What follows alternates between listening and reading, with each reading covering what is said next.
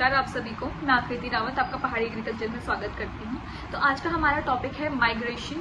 Why girls don't want to stay at their villages after marriage. आखिर क्यों लड़कियां शादी के बाद अपने गांव में नहीं रहना चाहती हैं? क्या आप लोगों ने कभी सोचा है? तो माइग्रेशन की दिक्कत आज से नहीं है, माइग्रेशन कई सालों पहले से होता जा रहा है। अब जो फैमिलीज अपने गांव को छोड़ के शहर में जा चुके हैं, जिनके बच्चे शहर में पले बड़े हैं, जिनको अपने रीति रिवाजों और परंपराओं के बारे में नहीं पता है, जिनको इवन अपनी लैंग्वेज तक नहीं आती है, तो वो लोग क्यों ही गांव में शादी करेंगे? और अगर वो कर भी लेंगे तो वो गांव में वैसे भी एडजस्ट नहीं कर पाएंगे। माइग्रेशन की रीजंस क्या हो सकते हैं? सबसे पहला रीजन है एजुकेशन। फिर भी आज की डेट में एजुकेशन काफी हद तक सही हो चुका है। दूसरा है मेडिकल की सुविधाएं, जो कि अभी भी थोड़ा सा लोगों को स्ट्रगल करना ही पड़ता है इसके लिए। अगर किसी की तबीयत खराब हो जाती है तो आज भी लोगों को किसी शहर के हॉस्पिटलों में रेफर किया जाता है। तीसरा है इनकम के सोर्स बोल सकते हैं या फिर रोजगार बोल सकते हैं।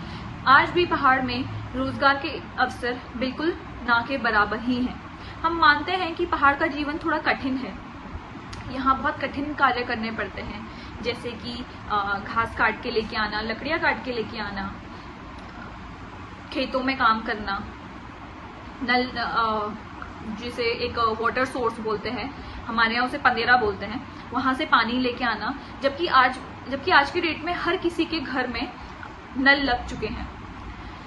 खेतों में काम करना, पहले के टाइम पे औरतें सुबह खेतों में काम करने चली जाती थी और दिन में सीधे लंच के टाइम पे घर आती थी खेतों से काम करके। लेकिन आजकल लोग खेती ही नहीं कर रहे हैं। मैं भी उन्हीं गांव से बिलोंग करती हूँ जहाँ लोगों ने खेती करना बिल्कुल बंद ही कर दिया है। लोग सोचते हैं हम इतनी मेहनत अपने खेतों में क्यों करें, उतनी मेहनत से अच्छा कि हम बाहर से लेके आ सकते हैं। हम मानते हैं कि वो जो मेहनत करते हैं बहुत बार जंगली जानवरों द्वारा वो मेहनत नष्ट की जाती है। आज भी गाँव में महिलाओं के लिए रोजगार के अवसर बिल्कुल ना के बराबर ही हैं, जिस वजह से उनको अपने घर से, अपने पहाड़ से बाहर आना पड़ता है रोजगार के लिए। कहीं ना कहीं ये तो बेसिक रीजंस हैं माइग्रेशन के, बट एक मोस्ट इम्पॉर्टेंट रीजन है अर्बन लाइफस्टाइल के टूवर्ड्स इन्फ्लुएंस। आज भी जो लड़कियां स्टार्टिंग से ही गांव में रही हैं, गांव में पली बड़ी हैं, जिनको अपने गांव के रीति रिवाज परंपराएं सब पता हैं, बट शादी के बाद वो भी गांव में नहीं रहना चाहती हैं। ये कहीं ना कहीं इन्फ्लुएंस है अर्बन लाइफस्टाइल का। हमारे पहाड़ों की जीवन शैली और जो बाहर शहरों की जीवन शैली है वो बहुत अलग है। लोग कहीं ना कहीं वो जो बाहर शहरों की जीवन शैली है उसे अपनाना चाहते हैं। लोग एक दूसरे को देख के इन्फ्लुएंस होते हैं, जैसे कि आजकल पेरेंट्स भी जो गांव में रहते हैं, वो भी उनके पेरेंट्स भी यही बोलते हैं कि शादी के बाद आजकल कौन ही गांव में रहता है, क्यों तुम्हें गांव में रहना है, सब लोग बाहर जा रहे हैं, सब लोग शहरों में रहते हैं, तो तुम भी शहरों में ही रहो। कहीं ना कहीं इस इन्फ्लुएंस की वजह से हम अपने रीति रिवाज, परंपराएं सब भूलते जा रहे हैं। उन्हें नहीं पता कि जो शहरों की भीड़ भाड़ में वो सुकून नहीं है जो सुकून तुम्हें अपने पहाड़। और एक मोस्ट इम्पॉर्टेंट चीज है, हम लोग ये भी भूलते जा रहे हैं कि हम अपनी उपजाऊ जमीन को कहीं ना कहीं बंजर बनाते जा रहे हैं। लोगों ने खेती करना छोड़ दिया है। लोग सोचते हैं कि जितना हम अभी मेहनत कर रहे हैं खेतों में, उससे अच्छा है कि हम बाहर से लेके आ सकते हैं। लेकिन लोग मेहनत नहीं करना चाहते खेत। वैसे देखा जाए तो आजकल गांव में रह ही कौन रहा है? जो यूथ जिसमें अभी एक मेहनत करने की एनर्जी है, वो यूथ तो अपने पहाड़ में ही नहीं है, वो यूथ तो बाहर है, शहरों में है। आजकल कौन रह रहा है गाँव में? वही लोग रह रहे हैं जिनकी गवर्नमेंट जॉब है, जिनकी पोस्टिंग ही पहाड़ों में है, या फिर वो लोग रह रहे हैं जो शायद कभी शहरों में जाना ही नहीं चाहते हैं, जो अपने ही पहाड़ में रहना चाहते हैं। मैं भी उसी विलेज से बिलोंग करती हूँ जहाँ लोगों ने बिल्कुल खेती करना बंद कर दिया है। लोग अपने आसपास के छोटे मोटे खेत करते हैं, जिसमें कि वो अपने लिए, सिर्फ अपने यूज के लिए सब्जियां उगाते हैं। जो लोग नौकरियां करते हैं उनके पास टाइम नहीं है। और जैसे जो लोग रह रहे हैं, वैसे तो बुजुर्ग ही रह रहे हैं, जैसे दादाजी दादी जी हमारे, ताऊ जी, ताई जी, यही लोग रह रहे हैं। इनके पास इतनी एनर्जी नहीं है कि ये इतनी मेहनत कर सकें। वैसे देखा जाए तो हम पहाड़ी लोग मेहनती तो होते ही हैं। मैंने आज भी बहुत सारी दादियाँ, नानियाँ देखी हैं जो अपने घर का काम खुद करती हैं। वो अपने पुश्तैनी घर पे अकेले रहती हैं, अपने घर का काम खुद करती हैं, अपने लाइफ स्टॉक्स के लिए, अपने पशुओं के लिए घास काट के लेके आती हैं, लकड़ियाँ काट के लेके आती हैं। इवन उन्होंने अपने घर के आसपास किचन गार्डन्स भी करे रहते हैं जिधर वो अपने लिए सब्जियां उगाती हैं।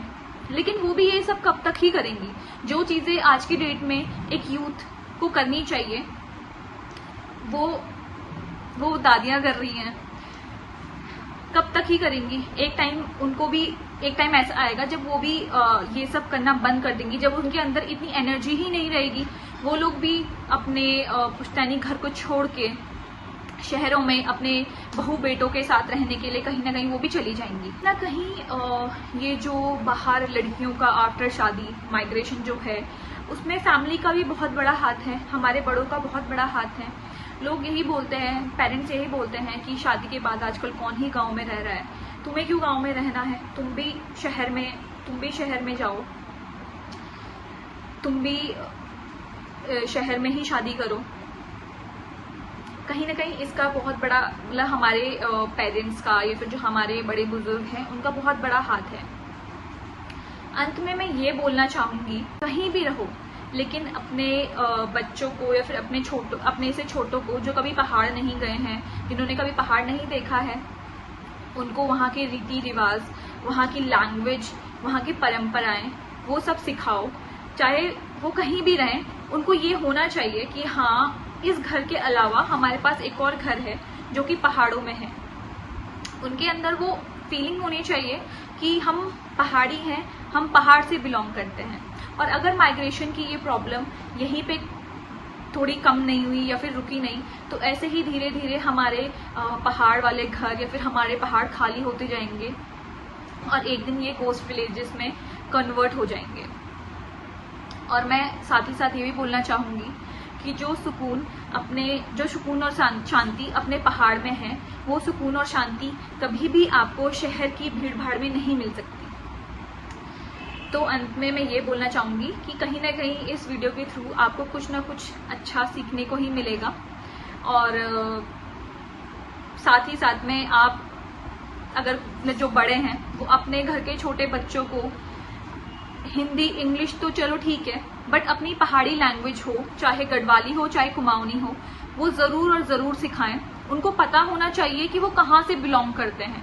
उनको ये नहीं होना चाहिए कि हाँ, हम शहरों में रहें तो यहीं से हम बिलोंग करते हैं। उनको पता होना चाहिए कि उनकी बोली क्या है, वो कहाँ से बिलोंग करते हैं। सो माउंटेन एग्रीकल्चर से जुड़ी हुई जानकारी के लिए जुड़े रहिए पहाड़ी एग्रीकल्चर के साथ। धन्यवाद।